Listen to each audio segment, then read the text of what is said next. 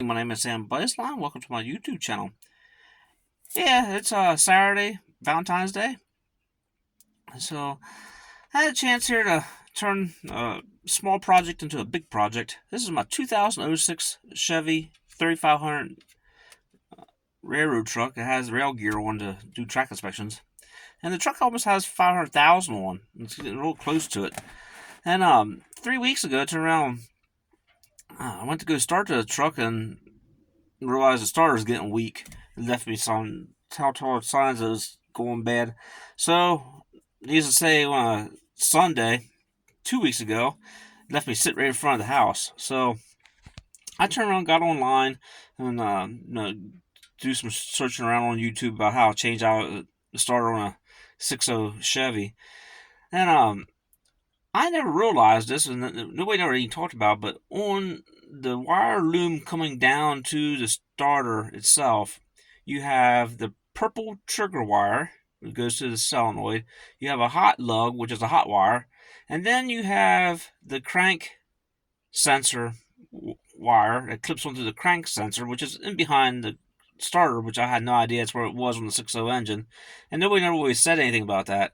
And then you also have the oil fill height, oil level height sensor in the oil pan. Now that sensor I went ahead and removed just the clip so that way when the starter came down, I was able to get that out of the way.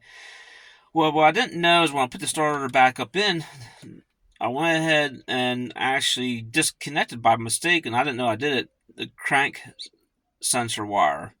So I went to go ahead and start the truck, and no start. So I talked to a good Chevy guy. He said, "Yeah, Sam, you gotta get that starter back off and take a look and see if you disconnected that wire." Well, sure enough, I did. I went ahead and got the starter out, and there she was, disconnected, hanging down.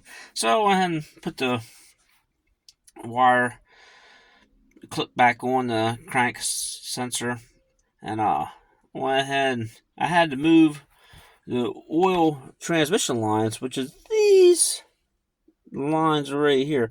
Well, lo and behold, this one here, where this fitting is, started leaking. As soon as I started the truck up, I had oil come running out of the fitting.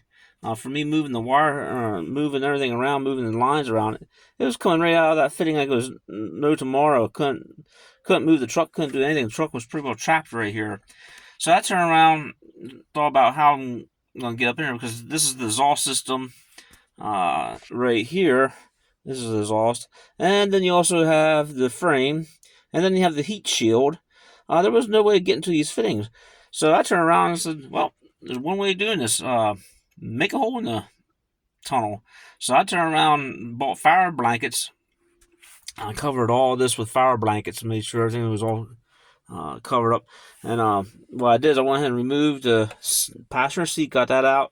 Went ahead and got the mat out, cut the mat, and then I went ahead and got the sound deadening all out, insulation out, got all that out, vacuumed everything up. And then, of course, I had the fire extinguisher here and made sure with the fire blankets, and went ahead and Sharpie magic marker clean, marked it off. And yeah, I turned around and made a hole. So now I have very easy access getting down in here to that fitting, and I was able to change that fitting out. So I went ahead and I drove around just here a little bit to see how it's doing, and satisfactory, definitely not leaking, nothing's happening.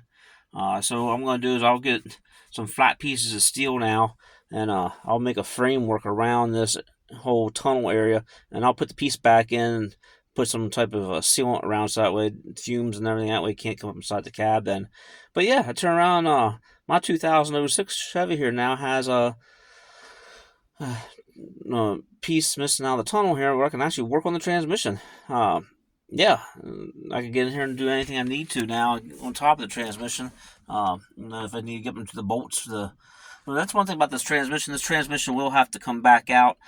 This is original transmission. I had this transmission rebuilt 2 times now, and the reverse is starting to slip. That is one thing that I took notice to here right at the beginning of the year.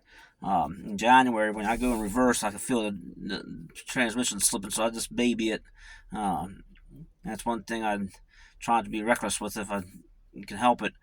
And what I'd like to do is go ahead and find another transmission in the junkyard and get that one rebuilt, and then turn around and put that one in, and then this one here, get this one rebuilt, and then that way this one sits on a shelf ready to go back in. I'd like to get a second transmission, but yeah, I haven't seen this one here on the internet about regards to getting to the access of your transmission. So yeah, make a hole. That's one way of getting down to your transmission. All right, I just want to thank everybody for watching my YouTube channel, and we'll see you on the next go round. Have a good day.